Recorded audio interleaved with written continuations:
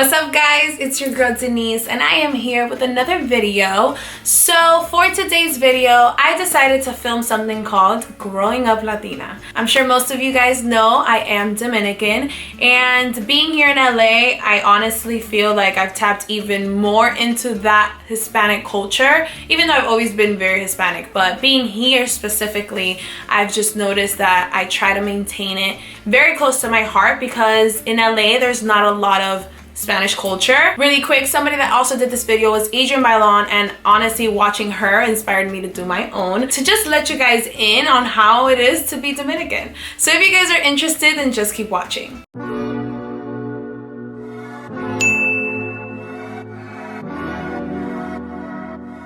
Okay, so I wrote down a few questions because I want to make sure I cover everything. So what makes me Latina or Hispanic?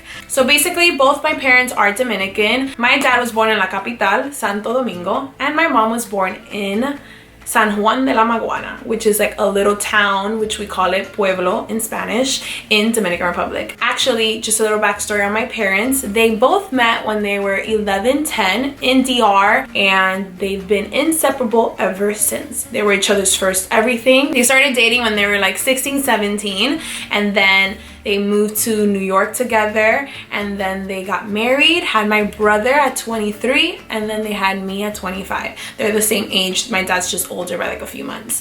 And they've been married ever since. They, I think, just celebrated, I think, 28 years of marriage or 29 years of marriage, which is crazy. My dad became an entrepreneur, dabbling into different businesses. My mom went to school for cosmetology. Is that the right word? Cosmetology. Yes, cosmetology. Cosmetology to go do hair. Typical Dominican career. So you guys know, my mom owned a salon for 21 years. She recently retired when I was like 22, I believe. My grandmother owns a salon in New York. My aunt owns another salon in New York. And then my cousin owns another salon in New York. So I have 3 salons in New York that's family owned, 2 in Brooklyn and 1 in Long Island, and then my mom used to own 1 in Miami, but she retired.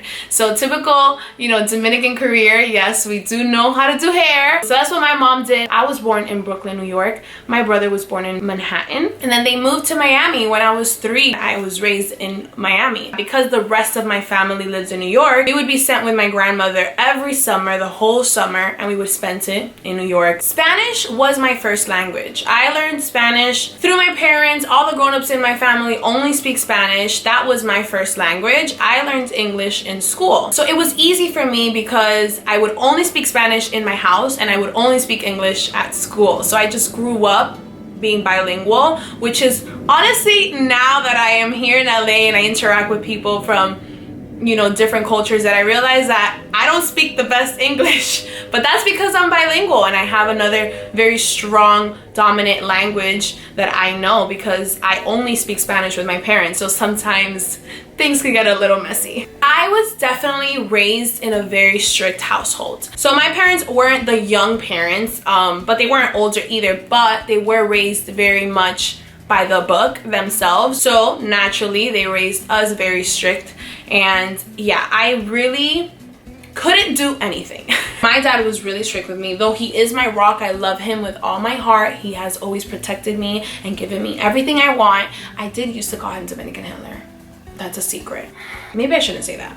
But only because he was so strict with me. Like, I wasn't allowed to do anything. My brother could do everything because he was a boy. That's another thing in our culture. The guy could do whatever he wants and the girl can't do crap. And, you know, growing up, I didn't understand it. Now I do. I definitely appreciate that because it's made me who I am. It's given me the morals I have and the self-respect and all that. But it was very difficult growing up and not being able to go to the mall with your friends and stuff. You know how your friends tell you, like, you're old enough to do this. Like, just tell them, like, no, that doesn't exist in a Hispanic household. My parents don't care if I'm 25. If they say no, it's no. I couldn't sleep over anybody's house. I couldn't go to the movies by myself. I couldn't go to parties by myself. I had to always bring my brother. My brother was my savior when I was in high school because before high school, I couldn't do anything. Once I hit high school and I turned like 16, then my dad started like allowing me to do things as long as my brother came. I couldn't do anything without my brother. Don't even think about it. So I remember begging my brother if I wanted to go to the movies with my friends, if I wanted to go to a specific party, I had to beg him because my brother also doesn't like going out. I was the one that loved to dance and I loved to party and like see my friends, and I was a good child. I never rebelled, I never drank, I never did all the crazy stuff, but I loved to dance since I was young, and I loved my friends. I loved to like spend time with them. I remember I would go into my brother's room and beg him, like, please take me to this and this. Like, they would not allow me to go without him. If somebody wanted to take me on a date, guess who's coming on the date? My brother and my 2 cousins. It's just what it was for me growing up in a Hispanic household. I had curfew. Even when I was out with my brother, I had to be home by like 12 till I was like 19. I never rebelled. I was always home when I needed to be home. I never snuck out. I never did anything against my parents' will just because, 1, I was scared, and 2, it was just not, I just didn't want to. I didn't want to rebel. You want to know why? Because also as a Latina and a female in a Hispanic household, if we do things by the book and we don't get pregnant by 16, we get rewarded. That's why I always had what I wanted. My dad blessed me with a brand new car when I graduated high school. Like, I got amazing things because I was a good child. So therefore, I don't want to rebel. Because girl, if I would have snuck out and gotten caught, I would not be driving around in the car that I'm driving in. Because that is props to my dad. Thank you, Daddy. I remember, quick story time. I was a senior in high school and I really wanted to sleep over during prom because, you know, prom comes, you all sleep over at the hotel. Like, that's the vibe. Not for Denise. I had strict parents and Denise was not sleeping over anywhere. So I remember calling my brother and I was like, I'm gonna stay the night. I don't care if Daddy doesn't want to let me. By the way, I never called my dad papi, which is majority of like Latinas, they call their dad papi. I called my dad daddy, which is daddy in Spanish. Daddy. Daddy. Daddy. Daddy. Daddy. But anyways, I remember I called my brother and I was like, I don't care if Daddy doesn't want to let me sleep over. I'm staying. I'm gonna rebel and I'm just gonna stay the night. Like, what's gonna happen? The next day I'll get in trouble. I don't care. It's my prom. Once in a lifetime, I'm doing it. Well, my brother was the voice of reason. He's like, look, Denise, you could stay the night and get in trouble the next day. But my advice to you is, remember, when I graduated, I got a brand new car. You're gonna get a brand new car when you graduate too.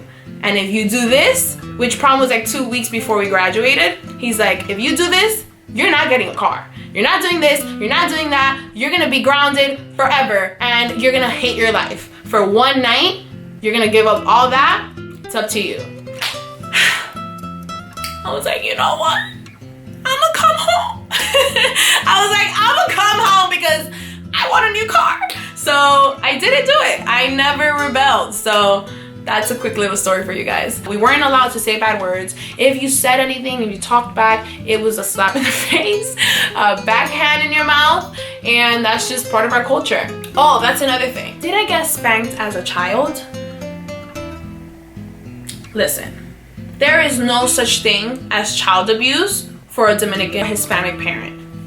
We get chancletas thrown at us, we get hangers, we get belts, the buckle belt, we get wires, plates, everything to discipline us. So yes, I did get spanked as a child and I got spanked a lot. And I'm good. I'm not traumatized. So guess what? I'm spanking my kids. Let my kids act out of line. I don't know what this is. But you're getting spanked because I got spanked and I'm good. And I agree, you don't always have to put your hands on somebody to teach them something. My best friend from home never got spanked and she turned out amazing, but I did get spanked. And I turned out amazing too. Therefore, I feel like if when I'm raising my children, I feel like they need a little, they will get it. One thing my dad used to do when we were babies so that he didn't actually put his hands on us, he got a rubber band and he'd cut it in half and then he would grab the rubber band and sling it on our hands whenever he didn't want us to touch anything. Like, you guys know how some parents have to like baby proof their house and like make sure their toddlers aren't touching things at somebody else's house. Not our parents. My dad, when we were little, the way he disciplined us to not put our hands on things that we should not put our hands on was like that. Rubber band, he would sling it and it would hit like the top of our hands and we obviously would not touch things. Also, another way that my dad would discipline us, so you guys truly understand how child abuse does not exist. Calling the cops, our parents would hand us the phone and they would be like, call them, I want you to call them. And we would never. Are you crazy? Me tell my mom, I'm calling the cops because you hit me. Girl, please, bye. No, we would not do that. One thing that my parents would also do to us to discipline us, oh my God. I remember whenever me and my brother behaved bad, my dad would put us in our backyard. We had concrete on the floor because we had like swings and stuff. And he would put us hincados, which is like on our knees. I'm gonna show you, hold on. We would be like this. We would be on our knees like this with our hands up. We had to be like that in the sun for however long he decided. And that was our punishment. To answer your question, I got hit and I'm okay. At least I think I am. As a Latina, you learn to cook and clean at the age of 5. Just kidding. Not 5, but definitely very young. I learned to cook and clean when I was like 10. As soon as I could do it, my mom was teaching me. And we got taught how to clean, like behind the toilet, like all the mirrors, like all the handles, all the little cracks in your bathroom wall, like very detailed cleaning. We learn how to cook early on because if you're Hispanic, you know that you don't just cook for one person. You cook for 17 people, even though there's only 4 people living at the house. Like we had leftovers for days because I don't know, we just always cooked in like bundle. So we learned how to cook very early on. Music was definitely one thing that I remember growing up was so prominent in my house. I think that's why I'm so obsessed with like dancing and Just Keep Dancing is like part of who I am. Something else about our culture that I love is that being Hispanic, being Latina, like we're so welcoming to everybody. Like we wanna embrace everyone and we call everyone primo and prima and everyone is your uncle and your aunt. Like, yes, Hispanics have a huge family. We also call every adult in our life tío and tía. Every adult is our uncle and aunt. Every child around our age is our cousin because you grow up with these family friends, so everyone around you ends up being family, or so you call them family. When they really aren't blood related, but because we grew up together, it feels like it. Being sick and being Hispanic. Let me tell you one thing. Our moms have a natural remedy for absolutely everything. If anything happens to you, you have a headache, you have cramps, you feel like you have cancer, you're dying, anything, I bet you that a Hispanic mom or a Hispanic grandma knows the remedy. Viva Peru will save your life. Listen, I don't know about y'all, but if you have anything wrong, a bite, a rash, a pimple, anything, you put Viva Peru, and according to our parents and our grandmas, it will cure it. And don't think that if you convince your mom to let you stay home from school because you're sick, that you're just gonna be laying in bed watching TV and cartoons all day. Nah, you're gonna be cleaning. It's just what it is. I have never in my life, first of all, let me just say that to convince my mom to let me stay home because I was sick was, oh my God, like pulling teeth. Like I had to really beg, Mom, I can't, yo no puedo ir para la escuela hoy, no puedo. And then she would let me. And even then, I had to be up cleaning, I had to be doing something. Laying in bed watching cartoons all day, are you crazy? That will never happen in a Hispanic household. One thing about growing up Dominican and as a Latina woman that I was taught from young is that you always have to look cute. You have to always look dolled up. I grew up in a salon. Like I said, my mom owned a salon since I was 5 till I was like 22. And every single day I would go to the salon. So I always had my hair done, my nails done.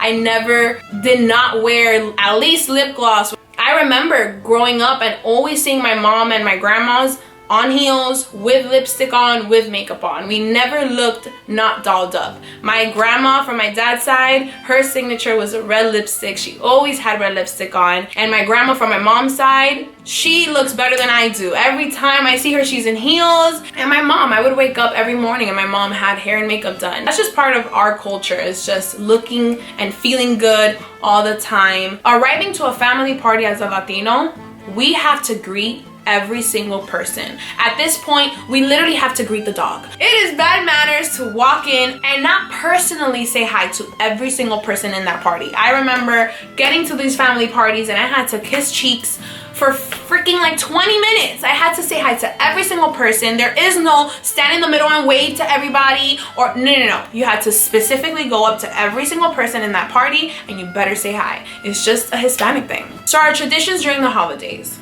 First and foremost, we only eat after 7 p.m. I don't know what it is with being Latino, but we don't sit in that table to eat until like 8, 9. I remember that during Christmas and during like Thanksgiving dinner, after I graduated high school, because I wasn't allowed to have a boyfriend until I was like 18. I had a boyfriend, and in order for me to be able to see my family, eat with them, and then go to his family and eat with them, I had to wait till like 8 p.m. And then the good thing was that we were both Hispanic, so his family wasn't eating till 10 anyway, so I wouldn't miss out on their dinner. But I don't know, there's something about just being Latino where we do not sit and eat Thanksgiving dinner, Christmas dinner, nothing until like 8 p.m. That's one thing. The second thing is that we're partying from December 24th all the way through January 1st. Every single day we are getting together at someone's house and we are throwing a party, we are cooking, and we are dancing the night away. From the 24th till the 1st, I promise you, every Latino understands we are celebrating Christmas and God every single day. It's just what it is. We don't really celebrate Christmas on the 25th because we're partying on the 24th till midnight, and then at midnight the kids want to open the presents because it's already Christmas, and guess what? We're opening presents. So we technically celebrate Christmas on the 24th at midnight. Did I have a quinceañera? I definitely did have a quinceañera. I'm gonna insert a few clips here.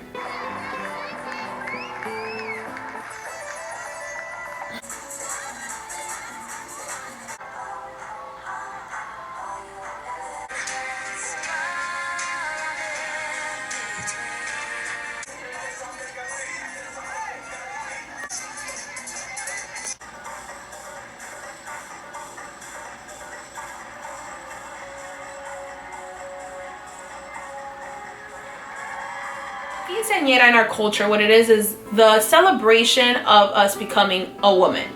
But clearly we're not nowhere near a woman. We are only 15 years old and we're still treated like babies anyway after that, because we are. So that is what it's for. And yes, it's supposed to be a huge party, but outside of the huge party celebration, you're supposed to have like a huge dress, and then you're supposed to do a whole performance for your guests. We dance two typical Dominican dances called bachata and perrico ripiao.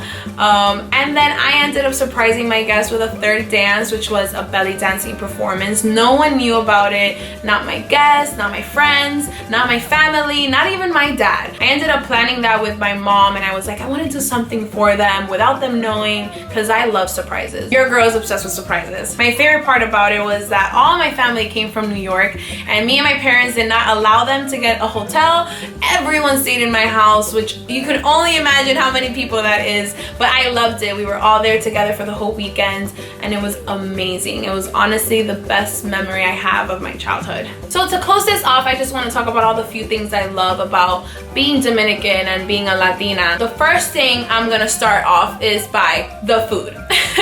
Our food is amazing. Oh my God, Hispanic, Latino food is just bomb. In the Dominican culture, we have things called sancocho, which is like a soup with like a bunch of things in it. We have another plate called asopao, which is kind of like, again, another soup, but it has rice in it and like a few other things, and that's bomb. We also do have empanadas in our culture, but we call them pastelitos, and Dominicans make them so good. We have this specific beverage in DR called soda roja, and it's so good. It's kind of like strawberry soda or like cherry soda. And also merengue, it's another typical Dominican drink. They're so good. It's like a type of soda, but the flavor is very unique and it's delicious. One thing about being Dominican definitely is that when you meet a fellow Dominican, you guys are like instant family. And that's one thing I love about being Latina, is that we have that like welcoming sense inside of us where we just want to be friends with everyone and love everybody. And I think that's maybe why I also get told here from a lot of people, you're so friendly.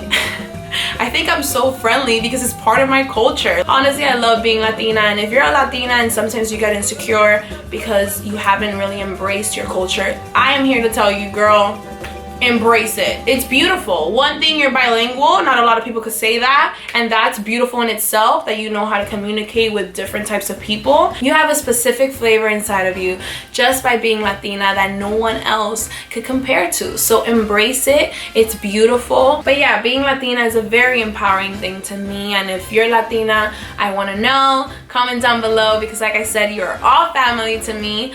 But yeah, I just wanted to make this video just to like show you guys what it was growing up Hispanic and all of our traditions and things that we do, and I want to know if you guys do them too. Damn, noté que en verdad no hablé español en este video. Wow. I didn't do a lot of Spanglish. You see? Eso para que ustedes vean. The ones that say that maybe I don't speak English the best, this whole video I didn't speak Spanglish not one time. Oh, and that's another thing. We do have attitude. It's just in our blood. We are born with a stank attitude. But the good thing is that we also love very hard. And if we love you, it's like very possessive and intense, and we want to show you with every part of us that we love, and we want to care for you, and we'll cook for you, and we'll do this, and we'll just cater to you. That is part of being Latina as well. So, you know, it's like a double-edged sword.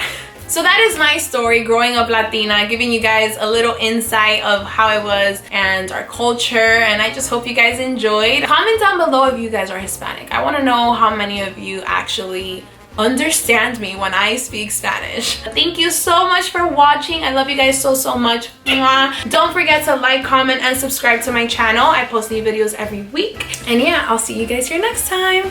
Bye.